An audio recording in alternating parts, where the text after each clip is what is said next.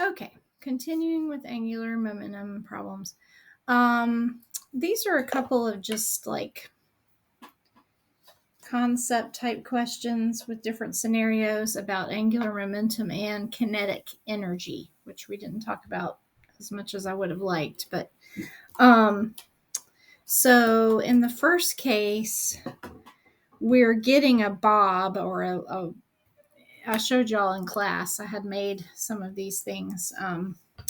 Getting like this is the bob. Okay, we're going to get it moving. So we're actually going to be whirling the pipe around. So we're in this case we are increasing, okay, our angular momentum of our scenario.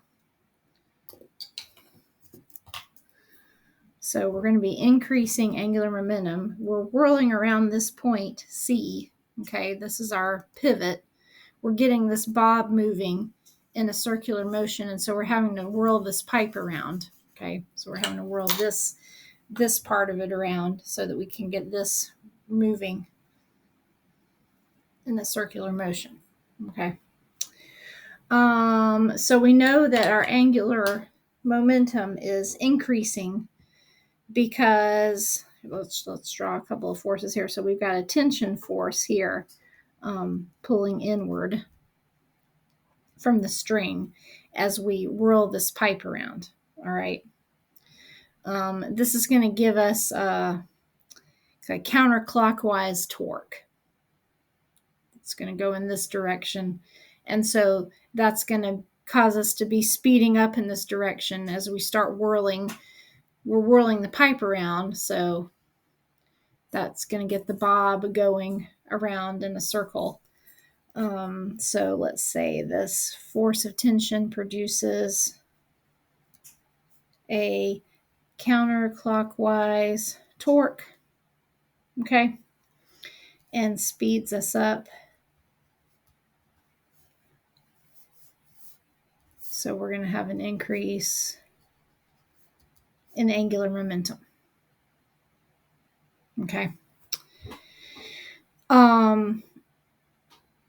And also we're going to have an increase in kinetic energy here, which kind of makes sense, I think, because if we're speeding up our angular momentum, then we're going to be speeding up that velocity piece, increasing that velocity piece of kinetic energy.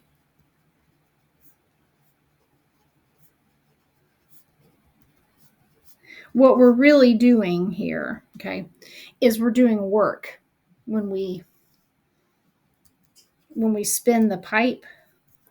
We're doing work to increase the angular momentum of this bob.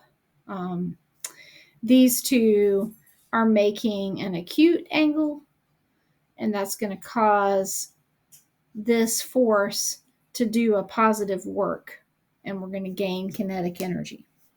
Remember that work gives us a change in kinetic energy. So if we're doing a positive work here, we're going to increase our kinetic energy. All right, and then we've gotten this bob moving. Now we're holding the pipe still, and this is moving around in a circle. So we've already gotten this whirling around, and now this is moving in a circle about this point, and we're holding the pipe still. Okay, so now we've got like a uniform circular motion.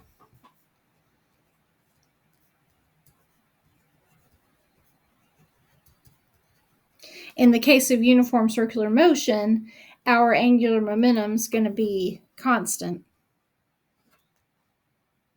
and so is our kinetic energy, because we're moving at a constant speed. We're moving at a 90-degree angle here between our radius and our velocity. Okay. Our tension in our string is always going to be pointing towards this at a 90-degree angle to our velocity. So we're not going to have a torque here anymore. We're just moving at a constant speed. This is like we've got a centripetal acceleration because we're moving in circular motion, but we don't have an angular acceleration. We're just moving at a constant angular velocity, so we don't have any net torque, which means our angular momentum stays conserved. Okay, so let's say no torque net.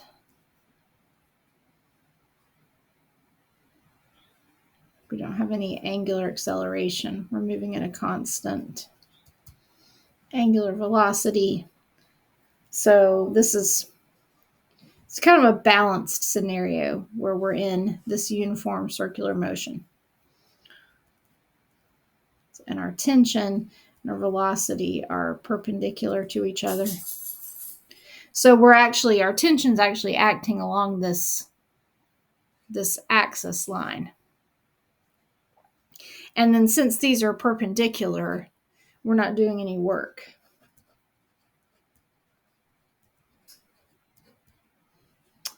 This goes back to our definition for work. Remember, work was force times distance times the cosine of the angle between them.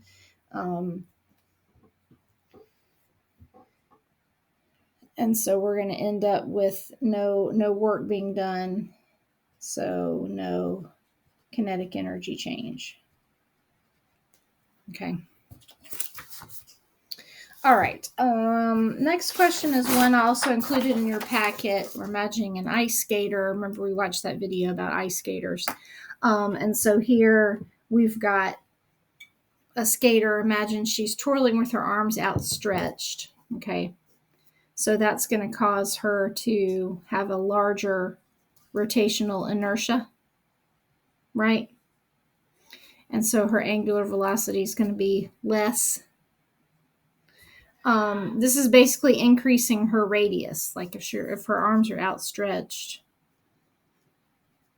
the radius piece of her rotational inertia is increased. So that's going to cause her angular velocity to go down. So she's going to be rotating more slowly when her arms are outstretched.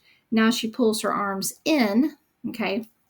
So now her radius is going to go down. Her rotational inertia is going to go down.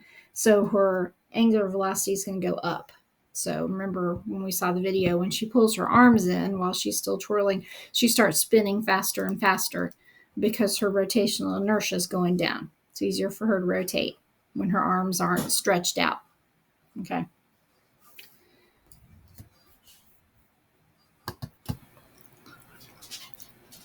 Okay. I had to pause it for a minute. All right. Here are 4 particles, each of mass m. They're moving with varying velocities. So these are their velocity vectors are drawn to scale. So like this one's got a smaller vector than this one. These look like they're about the same. These look like they're about the same. And they're moving with respect to this origin. So this is like our axis of rotation. Okay. They've all got the same mass. So which one, we're ranking the magnitude of the angular momentum about this axis of rotation for each particle from largest to smallest. So which one is going to have the largest angular momentum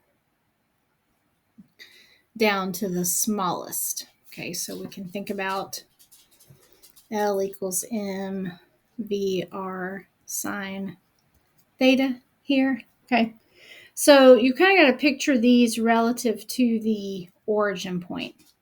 Okay. Hang on a second. I got to check on something. Okay, sorry. Had to check on something.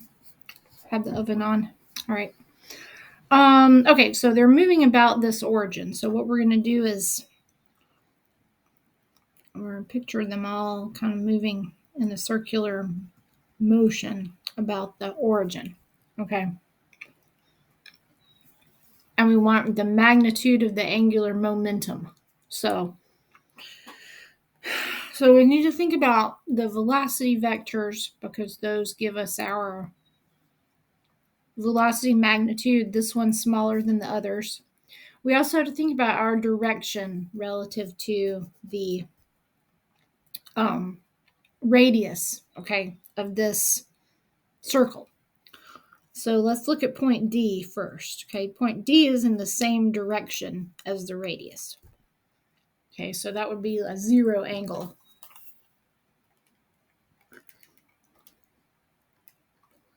and that's going to give me 0. Sine of 0 is 0. So D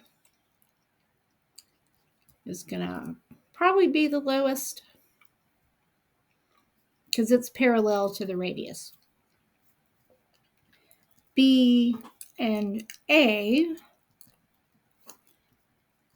both look like they're going to be at a 45-degree angle.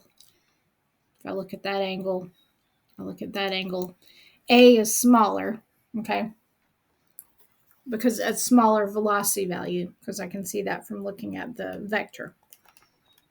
Sine of 45 is like 0.7. So B is going to be greater than A. And then C is going to be at a 90-degree angle if we look at this radius and the direction of C. So C, all of these have the same mass, okay? And they're all going to be, I didn't draw my circle very well, but they all should be the same distance from the origin at these points. So we're going to rank them according to their angle and their velocity, all right? So D is going to be the smallest. Then C is going to be the largest because it's at a perpendicular angle. Then B is going to be the next, and then A. So C, B, A, D should be my ranking order from largest to smallest there. All right, I got one more question. I don't have time in this video, so there'll be one final video.